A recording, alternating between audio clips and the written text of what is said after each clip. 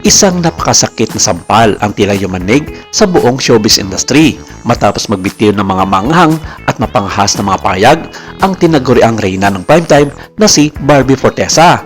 Ang inakala ng marami na matibay at walang kupas na tambalan nila ni David Dicauco ay biglang nayanig dahil sa isang lantarang pag-amin na tuluyang dumurog sa puso ng milyong-milyong mga taghanga sa gitna ng inaasahang pag-usbong ng kanilang mga karera bilang magkalab team.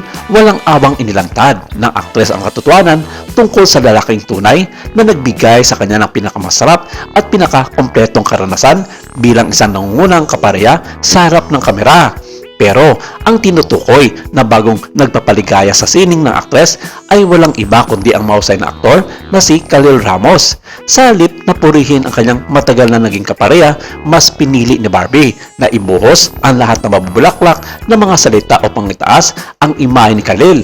Inilarawan niya ito bilang isang napakatalino, napakadesente at tunay na maginoo na nag-umapaw ang gutom sa paggawa ng maganda at makabuluhang sining. Lalo pang nag-apoy ang isyo nang iparating niya ang matinding paghanga na ito sa mismong kasintahan ni Khalil na si Gabby Garcia. Tila ang mga payag nito ay mabilis na bigyan ng mali siya ng publiko at itinuring na isang direktang patama at pagmamaliit sa kakayahan ni David bilang kanyang dating kapareha. Para sa mga mapanuring mata ng mga netizens, ang linyahan ni Barbie na tila ba ngayon lamang siya nakaranas ng isang tunay at mahusay na dilingman ay isang malinaw na insulto sa 4 na taong pinagsama nila ng pambansang Ginoo.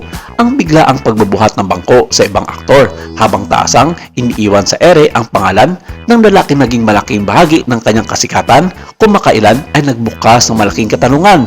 Tuluyan na nga bang nabura ang respeto at pinagsamahan ng dalawa nang dahil lamang sa pagnanais na umangat sa kanilang mga personal na karera?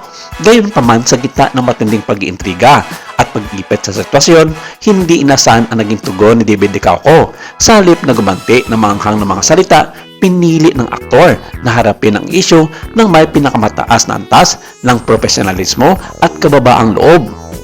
Bagamat inamin niyang may kaunting kirot at epekto sa kanya ang mga lumalabas na salita dahil sa mga isyong nakakabit sa kanilang imahe, mas pinili niyang umiwas sa matinding stress.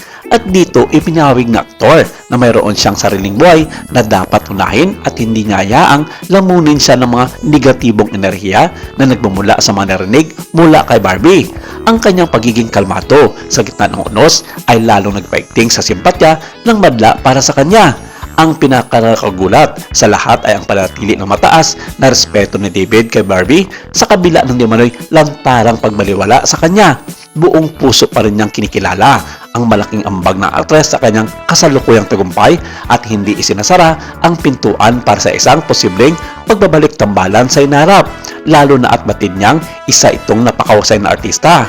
Ang kontrobersiyang ito ay patunay lamang na ang mundo ng mga love team ay isang mapagdarong ilusyon kung saan ang mga matatamis ng ngiti sa kamera ay madalas nagtatago ng mga komplikadong katotohanan.